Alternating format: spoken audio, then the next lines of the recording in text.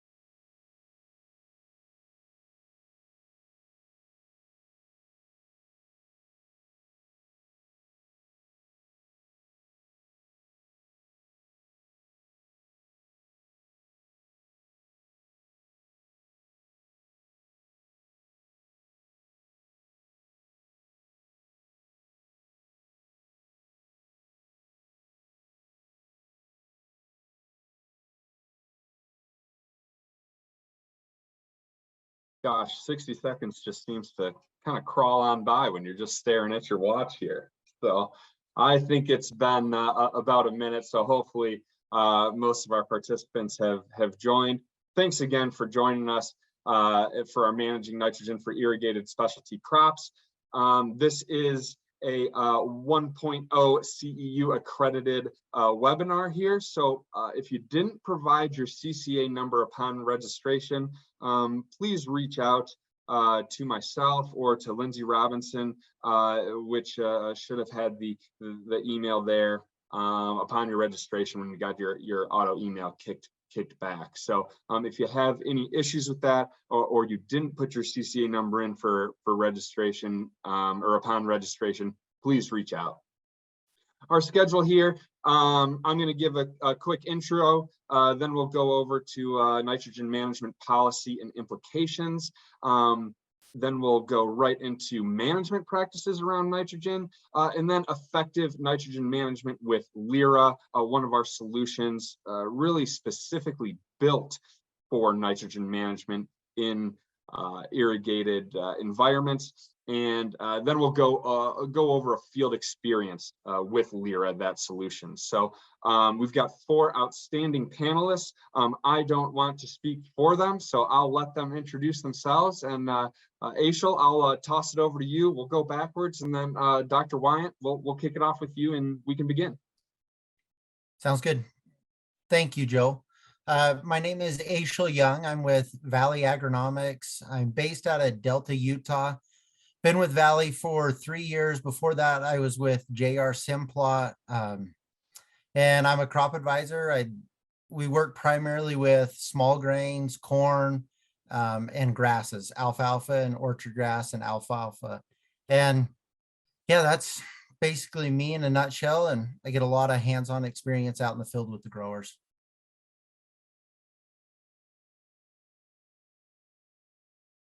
Yeah, good morning. My name is Phil Frost. Thanks, Joe, for the invitation. I'm part of Verdesian Life Sciences. I'm a technical development manager with Verdesian, and I was involved in the development of Lyra, one of the technologies that we'll discuss a little bit later. My work is focused in the Western USA, looking at California, Utah, California, Arizona, and New Mexico at the moment. So thank you for having me.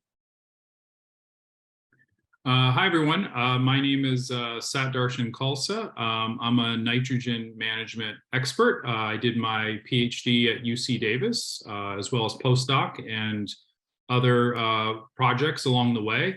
I also started a new project where I'm aiming to help agricultural professionals hit their highest performance. So I can put some information if you're interested in contacting me. And thanks, Joe, for having me on this webinar today. Thank you, and thanks, Joe, for the invite as well. I'm Carl Wyant. I am the board chair for the Western Region CCA and I'm also the Director of Agronomy at Nutrien. So today I have on my CCA hat, and I think you'll find we have a great presentation. And I'll kick this off first for talking about nitrogen management. And I'll click the screen here. And Joe, give me a thumbs up if it clicks over for you.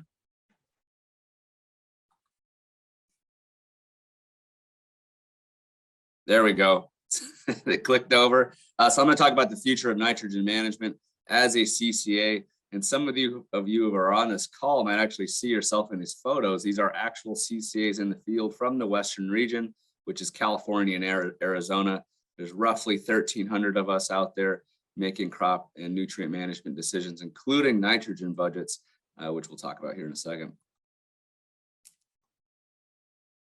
So I'll skip my photo here, but just to let the audience know that I've been out west my whole ag career. I started out in Arizona as a desert soil scientist and got to go work in Brawley and Blythe and Palm Springs and San Diego, and worked my way up through the Central Valley and Central Coast. So very familiar with why we need nitrogen in our programs. So just a brief review here. Why we need nitrogen is that it's generally the most limiting nutrient for plant growth. When we put nitrogen out, we get a plant response, and that's a tool that's used across the world to help drive profitability and yield on a field, whether you're in an almond grove or you're in a citrus ranch or you're out in a wheat field. It's the nitrogen is crucial.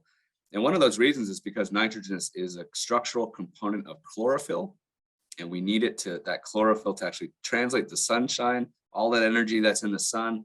I live down here in Arizona. I feel the energy of the sun every day, and we can translate that energy into something more biologically useful. And that's these plant structures that we've come to know and love. And so when you think about chlorophyll and you think about nitrogen, think about energy production. We've got some other reasons to think about nitrogen, and that's when we're trying to grow a crop, we're trying to replicate our genes. So we need nitrogen in the DNA and RNA. And if you're thinking about crop quality, typically we think about protein. And so if you're growing desert durum right now or any sort of wheat, you're thinking about your protein. You're thinking about your spring side dress applications to help pump that protein up. Well, there's a reason why we use nitrogen to get to those protein levels.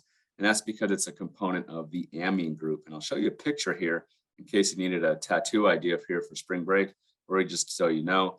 Here you can see a protein and amino acid on the screen, and that is the base component of a protein. And you can see the N right there on the screen. That's where your nitrogen is going when you try to make protein. And that really just underscores why we need nitrogen in a plant.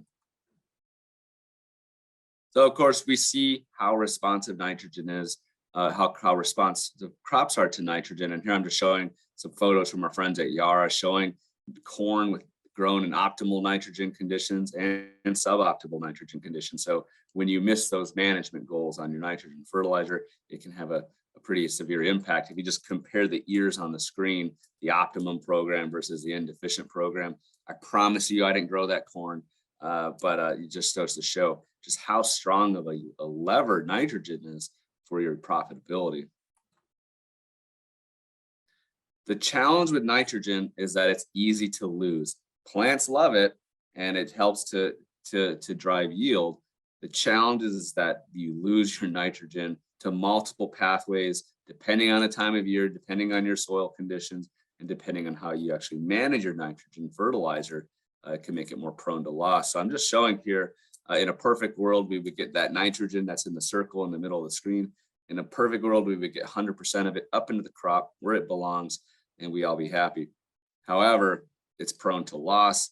You can lose it to the air as a dinitrogen gas, or the ammonium component can actually, from your fertilizer, can actually leave up as ammonia gas. If you live in areas that are prone to runoff and erosion, you can lose your fertilizer that way, mostly the ammonium form. And then, of course, out west, we have challenges with nitrate leaching, and you can lose your nitrogen fertilizer below the root zone when it flushes through with water or rainfall. So lots of challenges here on nitrogen loss, and lots of good reasons to manage your nitrogen to make sure you're getting your fertilizer dollar into the crop where it belongs. The challenge with nitrogen is not just losing your yield due to mismanagement. We also have some environmental costs, and here's a great way to think about it.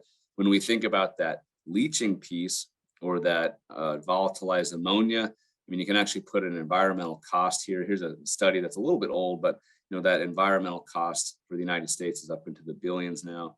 And that's been something that's become under increased scrutiny for better management, is reducing that environmental cost.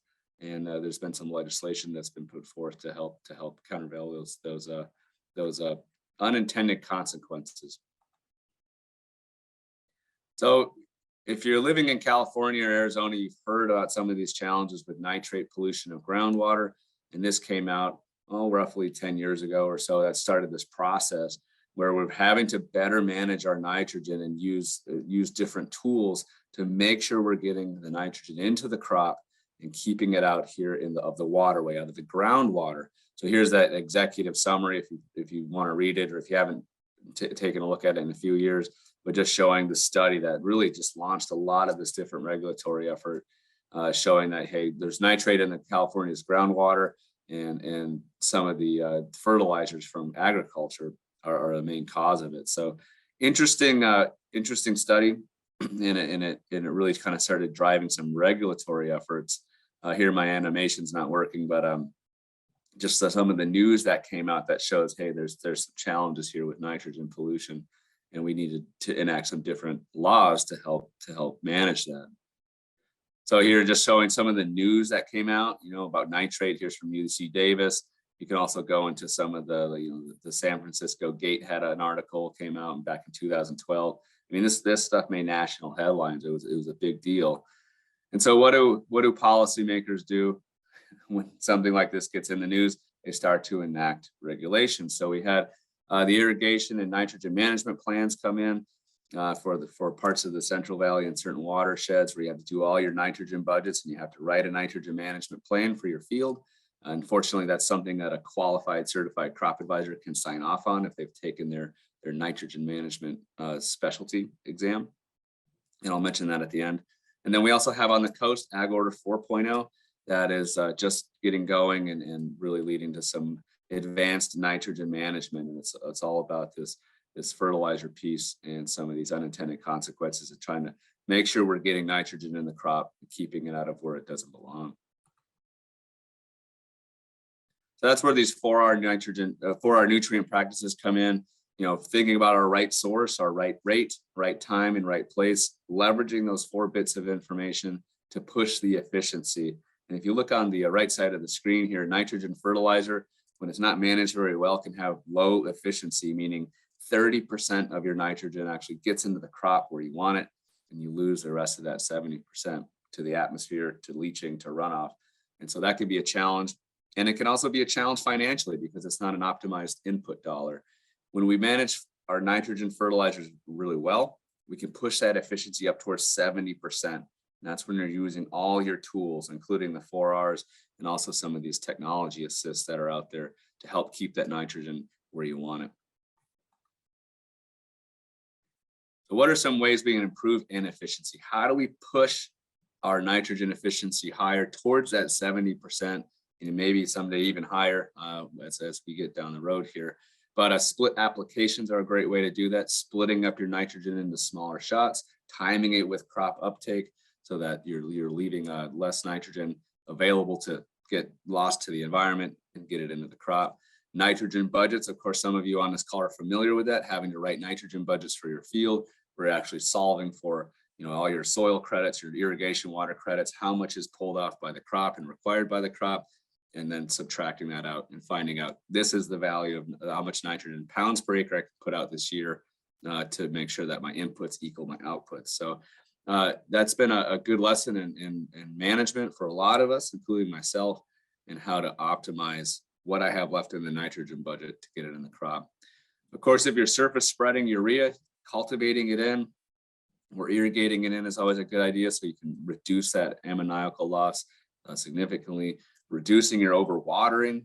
I know it's hard to talk about reducing overwatering when it's pouring rain for the last 3 months in California and until much smaller extent here in Arizona. But making sure that you're not leaching out your nitrogen or losing it to dinitrogen gas. On the other hand is improving drainage. Make sure you have that oxygen so you don't have the denitrification cycle. And then as we'll talk about here later, is technology assists, and I'll cover that on my last slide here, how we can use some products and some technologies to keep nitrogen put, keep it in the soil longer where you want it, and get it into the crop. And then finally, reducing erosion. If you're on hilly ground or you're on ground that's prone to loss off the field, always trying to make sure you're reducing your erosion. And there's a number of techniques. We don't have enough time to go through that, but a great way.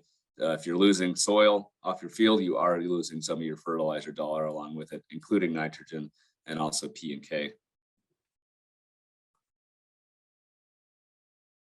So just a spotlight on the technology assists. Here we have on the left side of the screen, we have urea or UN32, depending on what kind of nitrogen you like to use. And of course, there's many others, but just for simplicity.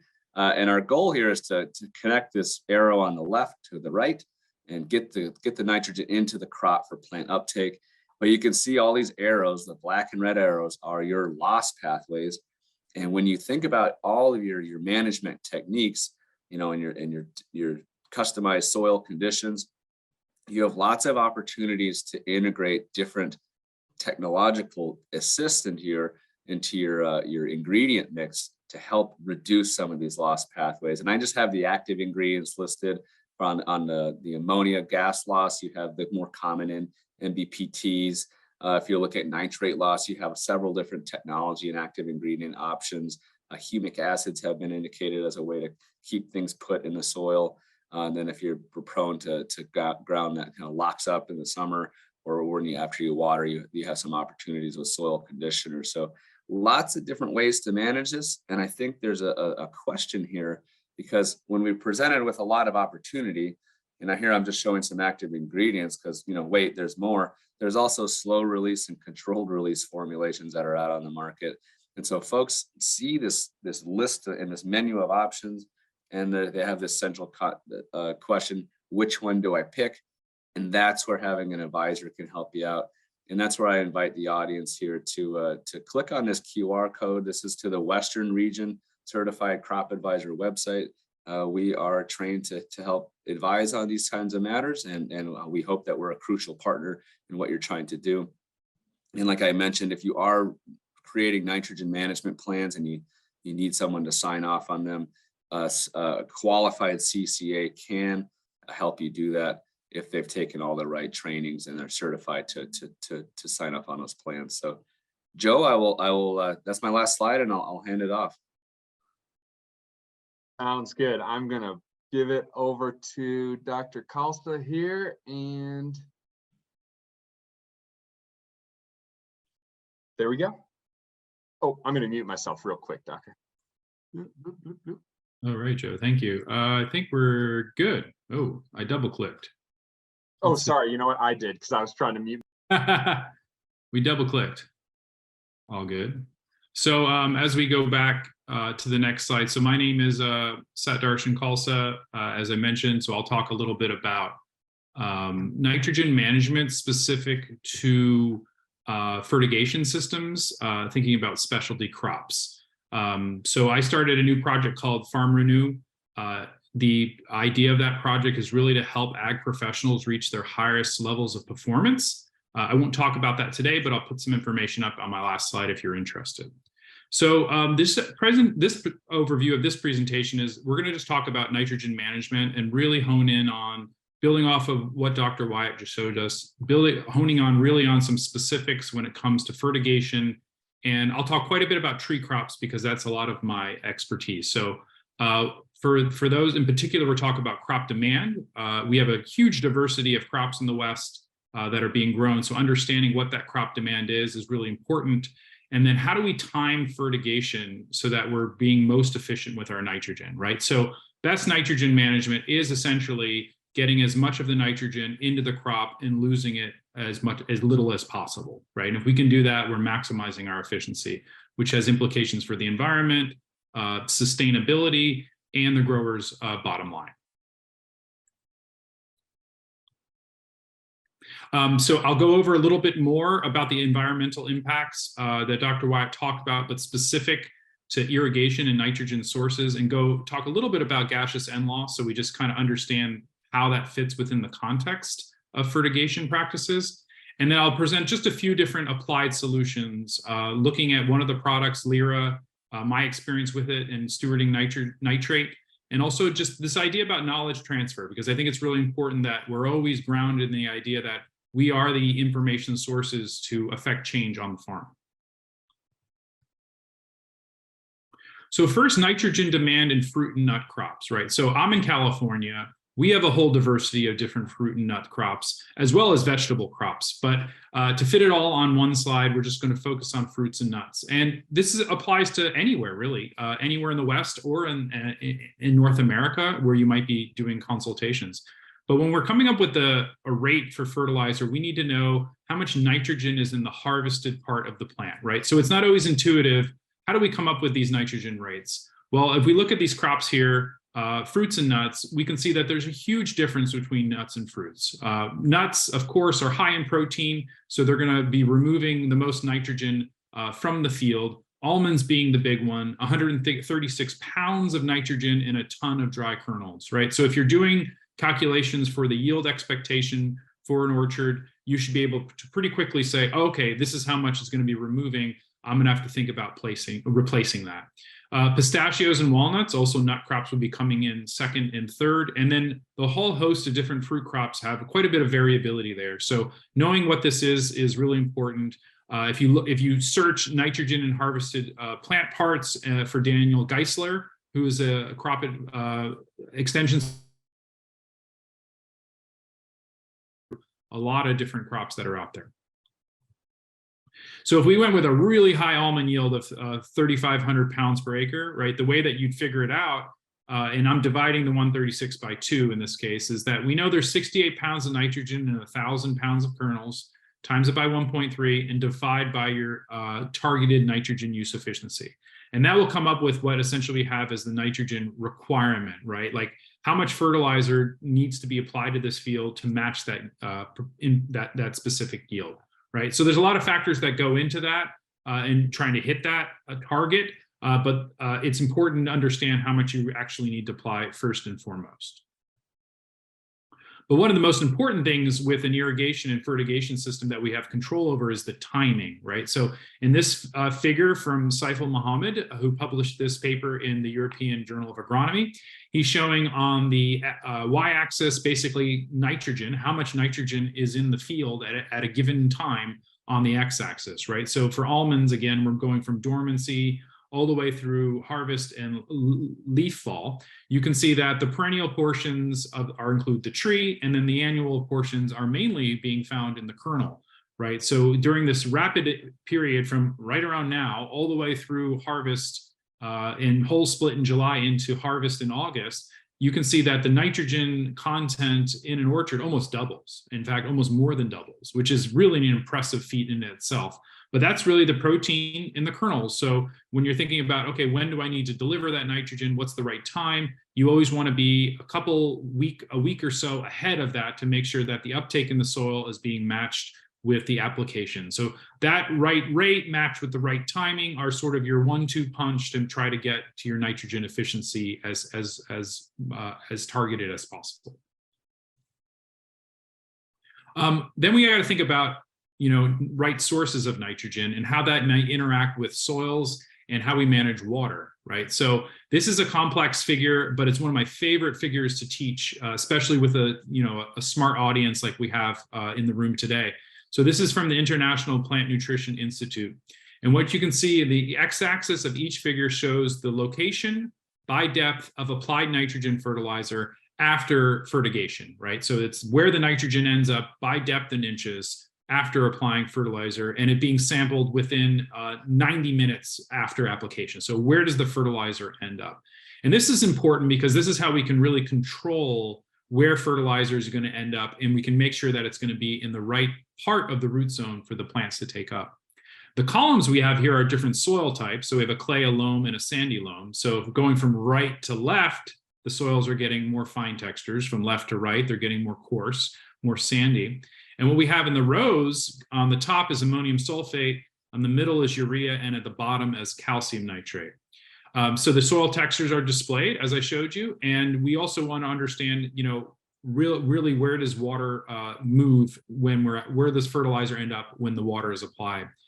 So of course, as we recognize, the ammonium is positively charged. So in an ammonium sulfate, it's going to be really hanging up in the surface here. I had a CCA just today, literally just today, recommend UAN 32, and the grower and I were thinking about it, and we said, no, we should go with ammonium sulfate because it's probably going to rain again next week. So that's a good decision, right? Because we can make sure that ammonium is going to stay in the upper part of the soil and not get lost by leaching.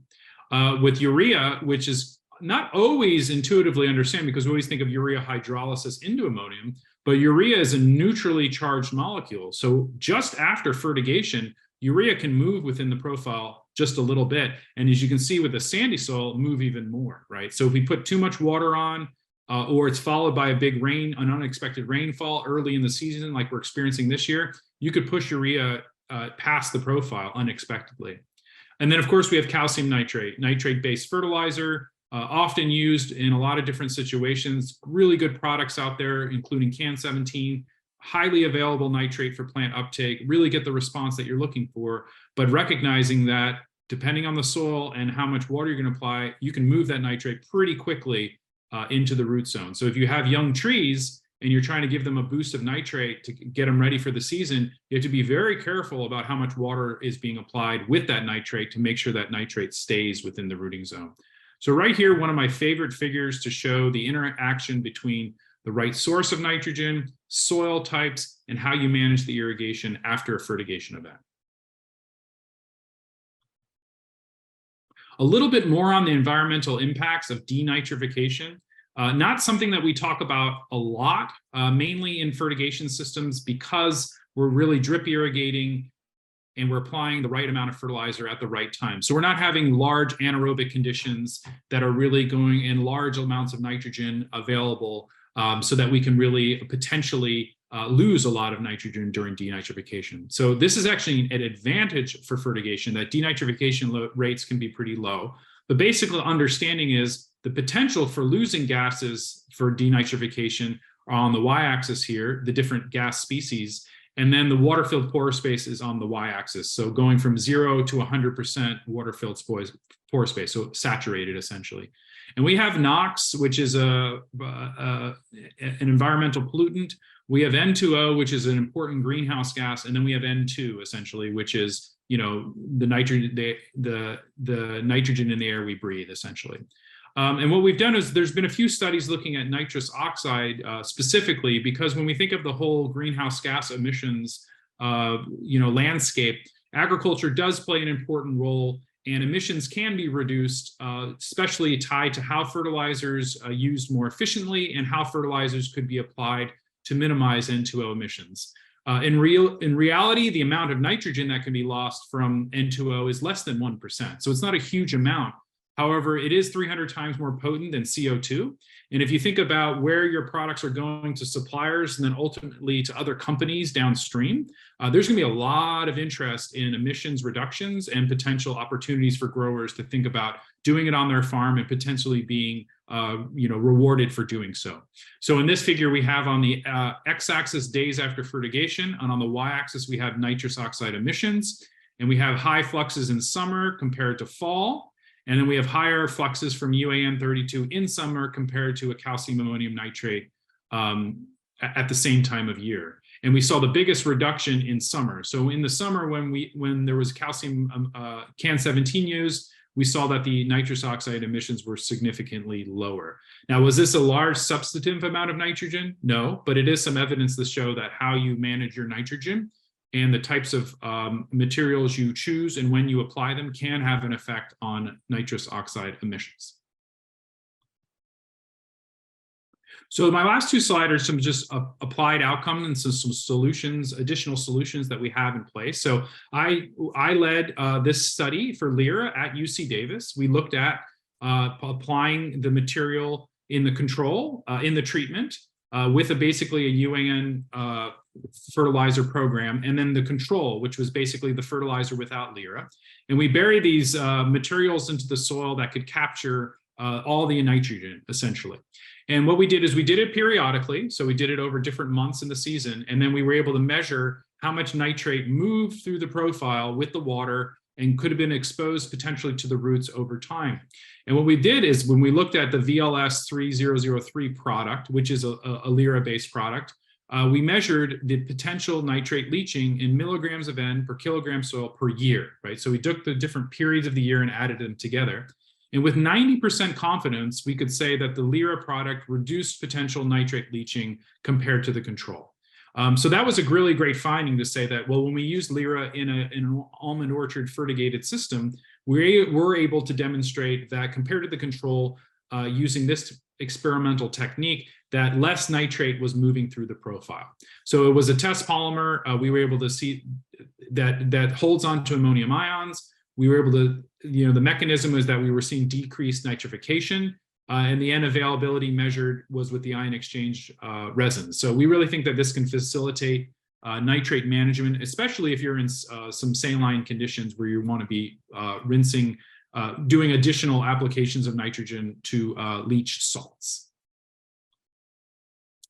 So one of my last slides here is just on applied outcomes. I really like to always show this slide in lots of my talks, just to know that us and everyone in this audience is a conduit for information for farmers and growers. So we should always be considering ourselves information sources for efficient nitrogen management and really championing that cause. So in this figure here, we see different sources of technical assistance for best management practices. The red bar is the primary one that the growers indicated, and then the green bar is the secondary one. And you can see across the board that crop consultants, CCAs, and by extension PCAs, are always ranked the primary information source. They're the ones on the farm with the grower, working with them, making those decisions. The university and cooperative extension often comes in second, and there are a lot of other important information sources to be considered as well. Now, surveys are done with growers, right? We've done additional surveys where we've asked consultants, who are your information sources? And then they talk about NRCS, RCDs, commodity organizations like the Almond Board, or other nonprofit organizations like the Farm Bureau and others, right? So all these information sources are really important. And a lot of the behavior literature shows that in order to change behavior, people need to hear something more than once, right? If I tell you to eat good today, you'll say, okay, that sounds good. But if I tell you, and then your partner tells you, and then your doctor tells you, likely you might start thinking about, changing your diet if it's something that's affecting your health. So the same metaphor could be used for efficient management on a farm, right? If people are continually hearing about using the right rate, coming out with the right timing of fertigation, growers can then start thinking about, okay, what are the different benefits that could come to my farm, to my bottom line as well, and then start to think about how to make those types of changes. Again, like I said, the crop consultant is number one because it's the primary source. It's on farm with the grower, so very critical for all of us to continue to play that important role. And like I said, a lot of these studies show that they rely on different information sources, and they're very more likely to overcome those barriers when they hear different people telling similar stories. So the fact that you're here today and then you can take this message to your clients is really, really important work. So just wrapping up here, the best nitrogen management, the crop type really matters. So of course, when you're working with different crops, that's going to really make the biggest difference when you're coming up with a nitrogen plan. We want to time the fertilizers to match uptake. Those are the 1-2 punch to get to efficient nitrogen management. We need to think about those environmental impacts. So case-by-case decisions, right? We can't make the same plan for every farm because their soils are going to be different. Their irrigation systems might be different. So we need to think about that. We don't often think leaching gets a lot of attention, as it should be, but could be potential options with nitrous oxide emissions in the future as more companies and suppliers are looking at sustainability and reducing their emissions associated with some net zero and other types of capabilities that are happening downstream from farms, and agriculture has an important role that can be played there. And lastly, I do think there's quite a bit of potential for using products like nitrogen stabilizers, Lyra being one of those products, in fertigation systems to keep that nitrogen in the root zone where it needs to be for longer. And the bottom line is information is critical. And so continuing to share what you know with others and telling those stories is going to be important into the future. So thank you. Again, my name is Sat Darshan Khalsa. My new project is called Farm Renew LLC. You can reach me at sat@farmrenew.com. if you're really interested in your ag professional and you really are interested in hitting your highest performance, please reach out to me. Thanks. Excellent. Thank you so much, Dr. Kalsa. And we'll move right along. Oh, one thing I didn't mention when we opened, if you have any questions, please type them into the Q&A section there, and we will cover those and do a little roundtable at the end, and make sure we get your questions answered. So if you do have questions, please use that function as part of Zoom. I am going to mute myself again, and Phil, I will give.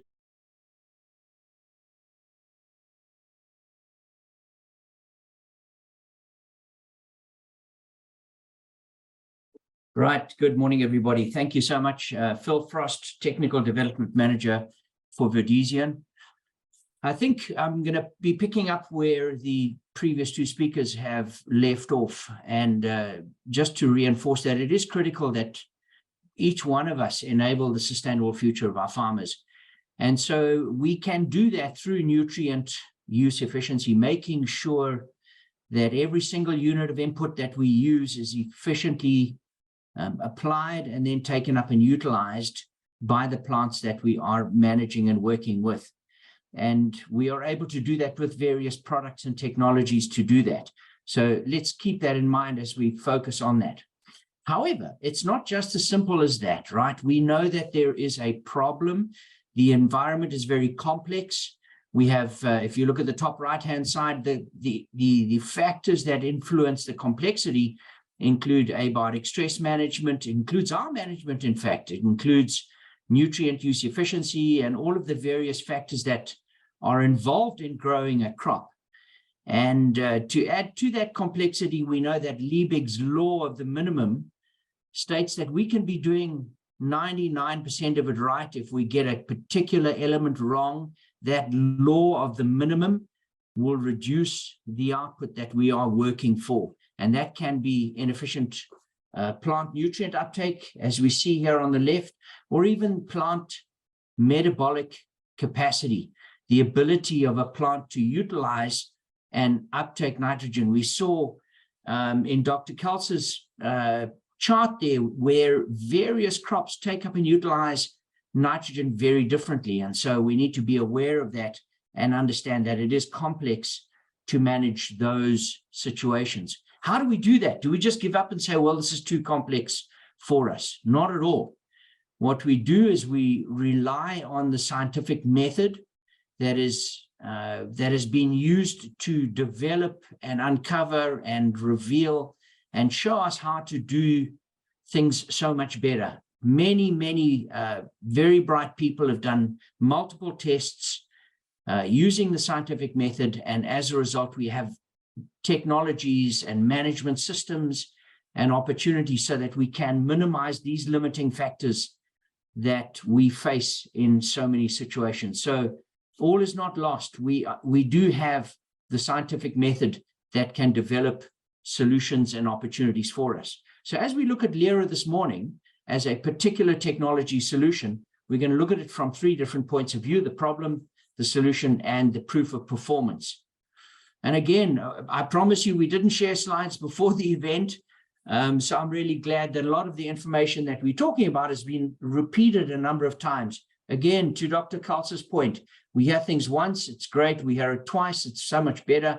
But as we reinforce the understanding, these things start to stick. And so firstly, we look at nutrient availability. We know that a lot of soil nutrients are unavailable to the crop. They either get lost through the various pathways that have been discussed, or through ionic fixation in the soil where nutrients are unavailable to the plant. We also know that nutrient utilization, again, going back and reinforcing some of the information that has been mentioned already, plant metabolic rates are different. Plant uptake rates are different. And so we need to be aware that it's not just a case of, well, if I chuck a lot of fertilizer next to this plant, it'll take up and utilize it all. It doesn't work like that, unfortunately. And then finally, nitrate stewardship, again, mentioned by the previous speakers. It is up to us to ensure that we don't pollute the environment that we live in. Let's take care of what we're doing. If we get ahead of the game, the regulation will be less stringent. But if we don't, we're going to get regulations dumped on top of us. Let's be aware that the nitrate stewardship that we focus on is effective and efficient and leaves the environment in a better place than what we started with. How do we do that? Effectively, how do we do that? So LIRA is a technology that works in various ways. The three primary plant processes that LIRA influences start with ATP energy, this conversion of sunlight into plant available ATP energies. And so we influence and upregulate the chlorophyll and photosynthetic pathways within the plant so that they are working optimally and efficiently. The output of this ATP energy goes into the glutamate synthase pathway, where the conversion of carbons and nitrogen in particular are used in the factory of the plant, and the output of those again are the proteins and lipids, the plant building blocks that are used in plant development, and the output of that is within cell division and multiplication. So we have a precursor to the cytokinin pathway that enhances. So we start at the top, we have increased ATP and plant available energy. We then have the glutamate synthase pathway that utilizes that energy, and the output of that is cell division and multiplication. So we influencing and optimizing those three different pathways all the way through. Just a graphical representation of this glutamate synthase pathway, where we know we have carbon inputs coming through carbon dioxide fixation. We have our nutrients coming into the environment, and then this specific component that upregulates this glutamate synthase pathway so that the outputs measured in particular by proteins is enhanced so that the plant can grow and utilize the nutrients that we do apply to it. This is just a numerical representation that was done at the Los Alamos National Laboratory by the developers of this technology, Professor Ankefer and Knight. We have a monocot and a dicot represented by oats and tobacco. And the various factors that are measured are firstly nitrate uptake, leaf nitrate content, leaf protein, and then various factors, chlorophyll, carbon dioxide fixation, and then the way that a plant grows. Let's have a look really briefly at some of the responses to the application of this technology. So very quickly, within hours of uptake, hours of application, we see a 98% increase in nitrate uptake in oats and a 57% increase in tobacco. So the monocot and the dicot both indicate a significant increase in uptake of the nitrates that are applied. What's very interesting is that the plant doesn't just take it up and store it in the leaf. As we see, the leaf nitrate content has in fact decreased by 51% and by 32%. Why is that? Well, it validates the process that we've been talking about. Increased nitrate uptake, reduced nitrate being stored in the plant. Why is that? Because leaf proteins, the plant building blocks represented by leaf protein, have been significantly increased as well. So the plant is taking up and utilizing the nutrients that we have applied. Chlorophyll has been increased. As you can see, carbon dioxide fixation increased, and ultimately the whole plant growth, grams of fresh weight has been increased through the increase in optimization of plant metabolism. So it's a great technology for the fertilizer that we do apply to be utilized more efficiently. And then to tie it to keeping it in the root zone for longer throughout the season. And I think that Dr. Kelsa mentioned this particular trial that we did with them, where the control was 55.2, and the treated area, there was a reduction in up to 20% of the movement of nitrate through the root, through that root zone. This 50 centimeter or 18-inch depth represents some of the root zone that we have. And if we can keep our nutrients in that root zone, the probability of them being taken up and utilized by the plant is 100% better than if it gets below the root zone, right? Indicating that it's not available to the plant, and fundamentally it's going to end up in the groundwater. So we have two factors that have been put together into this Lyra technology. One, let's keep the nutrients in the root zone, and let's increase the plant's capacity to take up and utilize those nutrients as we go along. This results in the increase in yield in a number of different products that are on, sorry, a number of different crops that utilize this product, from vegetables to cucumbers to all of the various crops that are grown in the Central Valley. I want to really highlight, I think this is my second last slide, I want to highlight a really important principle. This was a study done on broccoli in Yuma in particular. On the right-hand side, we see dollars, but I want to focus on the left-hand side, where we see yield response with the use of this technology. Our grow standard practice had just over 21,000 pounds per acre. When we added our Lyra technology, that increased to 23. What's very important and really important for us is at an 80% nutrient rate with our technology, we increased that again. And even at a 60%, we were still better than the grow standard practice. That indicates to me that we're doing two things. Is in general, we are very close to over applying our nutrients. That can be seen when we become more efficient at reduced rates of nutrient. So let's be aware that we can still get the most out for the farmer. We're not going to be reducing the output of the farmer, but we are making him more efficient and making our technology more available. We've done the same in onions, where we had 160 units of N being applied in Idaho, and our yield response was 1,200 hundredweight per acre. At a reduction, we increased to 1,400. Nutrient use efficiency is a key, and utilizing the technologies that we have available to us can be the best, not only for our environment, but for our farmers as well. I think that's it. Thank you so much.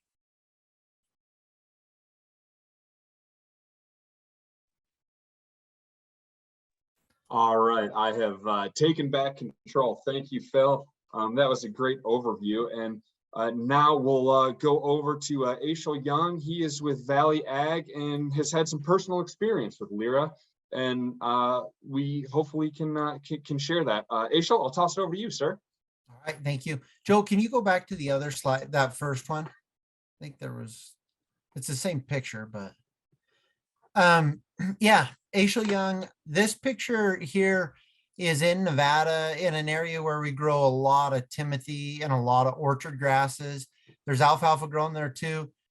So I have a grower out there that, like we've been talking about, he wanted to be more efficient with his nitrogen, more from an economic standpoint. We apply a lot of the N that go on these grass crops through the pivot with the water. So we had taken out, he was putting on 32 and thiazole is what we were putting on. This is an orchard grass pivot. We were putting about 60 units of N on, and we split the field, ran the pivot around, put the Lyra with half of it. He called me it was about a week, 10 days later, and he was flying in with his plane, and he goes, "Hey, you got to see this." So he's a long ways away in his airplane when he took this picture, but on the left side of that picture, you see that line.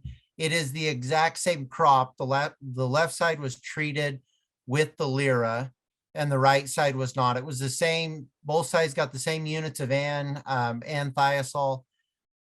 It was remarkable. We went down, I wish I had some other pictures that I had lost when I transitioned my phone over, but in the field, you could walk it and see it to the line. The chlorophyll, like Phil had talked about, it was much higher, much greener. And in grass crops, especially with orchard grass and timothy, color is half the battle. When you put it in a small bale and they're selling it, this is Nevada's version of a cash crop out here. So we love the color. When he went and cut it, you know how when farming goes and it's harvest time, we didn't get the split the way that we wanted to be able to quantify if there was a yield increase in it. But visually, he was so impressed with it. Both of us were, that we're definitely trying it this year when all the snow melts. And overall, the plant on that side looked healthier. The leaves looked a little bit wider. It was hard to quantify without seeing it put in a bell. But overall, very impressed with what it did visually, what you could see. And ultimately, that's what we want. We want to be more efficient with the products that we're putting on and hopefully use less and get a better ROI for our growers is what we're after. And Ashel, we did have one question roll in from John Moore. Where in Nevada is this pivot here? Diamond Valley is what it's called. It's by Eureka, Nevada. So Very it's good. kind of, yeah. You have to be going there. You don't accidentally drive by. It's a long ways from anywhere, but it's awesome country out there. Excellent. Thank you. I wanted to. Joe, Yeah, can yeah, I? go ahead, Phil. So I noticed that I didn't include my application technology with Lyra. And so the beauty of Lyra is you apply it in conjunction with and proportional to the units of nitrogen you're applying. What that means is as you're applying nitrogen either through a pivot, as Ashel has noted here, or through drip irrigation, or through sprinkler, or through flood, you put it in with your nitrogen and it's used proportional to your unit. So if you're using a lot of nitrogen, again, Sat mentioned, you're looking at around about 230 pounds of N in an almond orchard that's pulling off 3,500 pounds, you're applying it in conjunction with that. So as you increase nitrogen use, you increase your Lyra application. It retains your nutrient in that root zone and increases the plant's capacity to use it, indicated in this picture by the increase in chlorophyll, right? Increase in chlorophyll, increase in ADP energy, increase in nutrient utilization, and so on. So the steps are progressive from there onwards. So thank you. Hey, Phil, I was on this point. When we mixed it in, he put it in his tank, pumped it out. We never had any issues with it. Is there a timeline? I mean, we did this with a couple of different applications. Hopefully we'll do more on corn here, but is there a timeline on that when you want to have it out? So fundamentally, going back to Dr. Kelsa's comments earlier, when you apply nutrients, you apply them prior to peak uptake and utilization with the crop. And so generally our fertilizers are applied like that. When you put them into your UAN 32 tank, you calculate how many units of N are in that tank. You essentially put your Lyra in with it, and it goes out as a normal nutrient application with your normal nutrient application. It'll stay viable in your tank as long as you've got it out there, probably as long as you're not storing your nutrient outdoors for over a year, which most people won't do that anyway. But so very consistent. It's a one and done thing. Put it in, mix it, leave it, and as you apply your nutrient, it goes out. That's what I was wondering more. We saw zero separation of the product. It blended awesome, no settling. That's more what I was wondering on that. But yeah, it worked phenomenal. But excellent. Thank you very much, Ashel, for that description. And Phil, thanks for the context as well and a little bit of color there. We do have some questions to get through. We're about 6 minutes from the top of the hour, so we'll get right into them. The first one is for Dr. Kalsa here. Dr. Kalsa, this is from Vern Johnson. He asks, do you have a nitrogen demand for pecan by chance? I am interested in your number. That's a good question. I don't off the top of my head, but I suspect it's going to be on the higher end like the other crops. Let me see if I can find the paper here and then put it in the chat for folks. Excellent, thank you. And we might stay here with you, Dr. Kalsa. John LaBeouf asks, what does RCD stand for? That was about halfway through the presentation, so I don't know who had RCD on their slide. But yeah, that's a resource conservation district. Those are the local board run by landowner entities of the NRCS. So they're found in every single county in the United States. So resource conservation district. Depending on where you are, they're either very active or not active at all. Very good. Thank you very much, Dr. K. Phil, I see you're typing an answer here. Luis Arroyo asks, with Lyra, what's the big difference between Lyra and humic?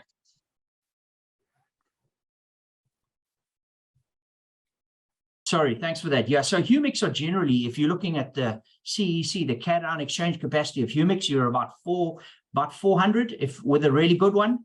Whereas with the Lyra technology, you have a negative 1800 CEC. So a substantial increase in the cation exchange capacity of this technology above humics.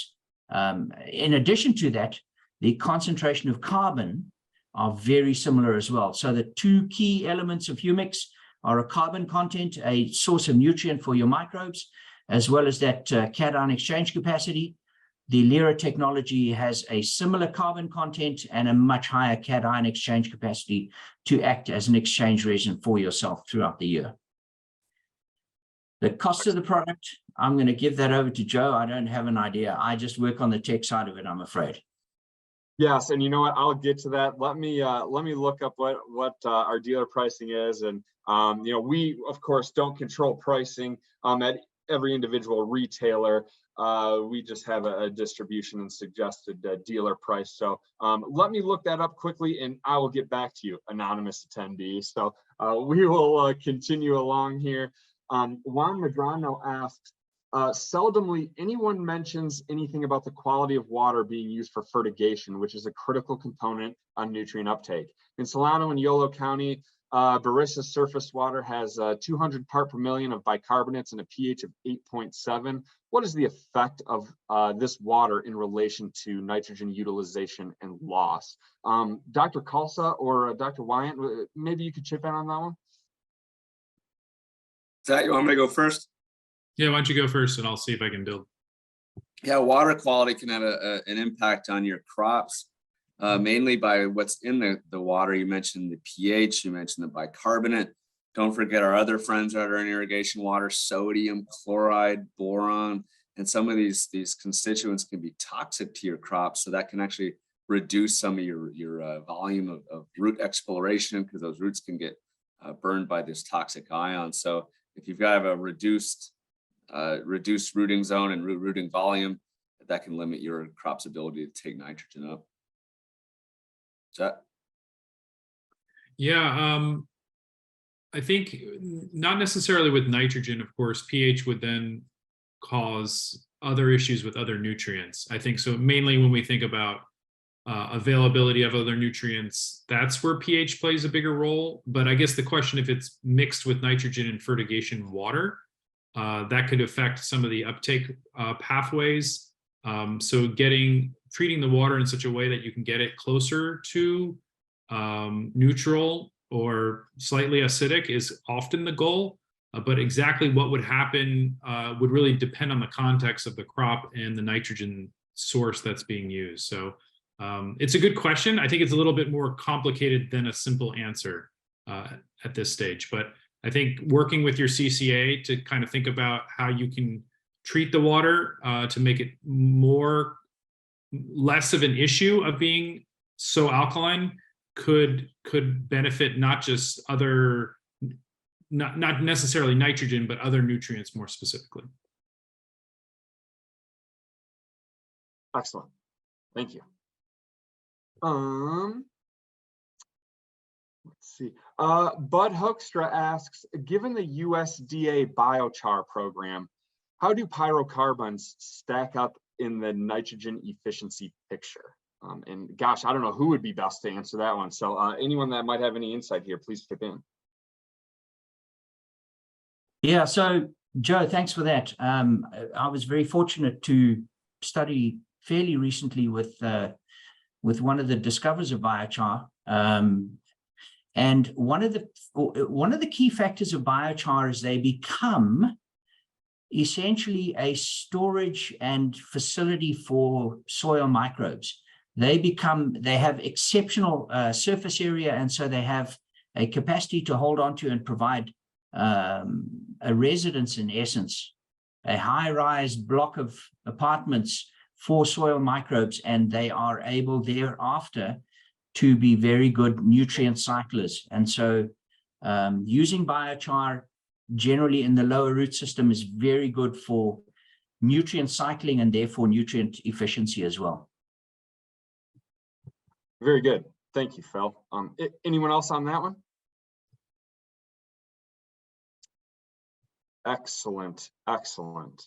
I will have to follow up on the price question there. It does again vary a little bit, and we don't have control of the end price, but I want to get a couple of data points to at least get you an accurate answer there. So I am going to type in my email here, and if you wouldn't mind just sending me a quick email, I can correspond with you directly on that one if that's all right with you.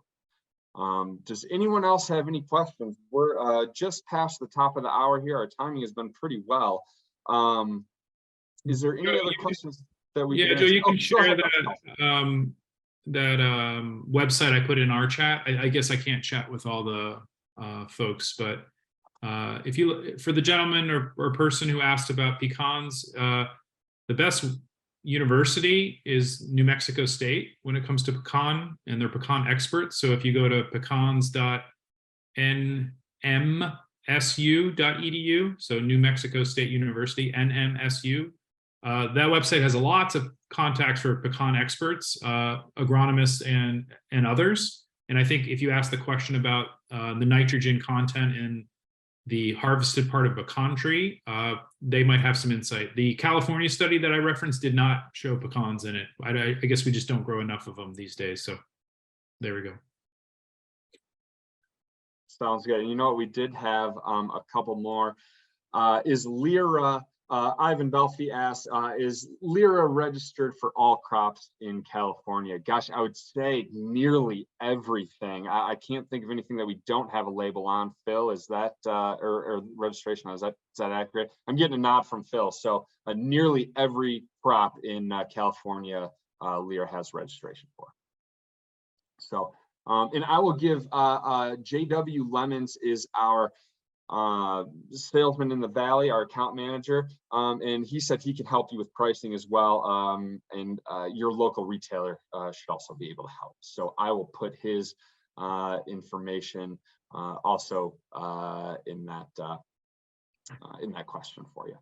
So I think that's just about it from us, and we've addressed all the questions. Just want to say thank you very much for your time to Aishel, Phil, Dr. Kalsa, Dr. Wyant. Thank you very much. And I'd be remiss if I didn't mention our producer here, Lindsay Robinson, who controlled everything behind the scenes. I really appreciate your time today. Again, if you did not put your CCA number in the registration form, please do reach out to Lindsay or myself, and we will ensure that you're getting taken care of there. Thank you very much for the time. We hope that you found this informational. If you have any interest in Lyra or any other Verdesian products, there's a few ways to reach out to us. You can visit vlsci.com, talk to your local retailer. We are all over the West Coast and west of the Rockies.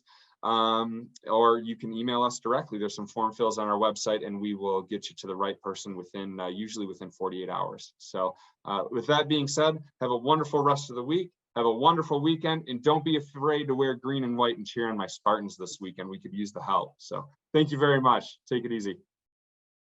Hi, everyone.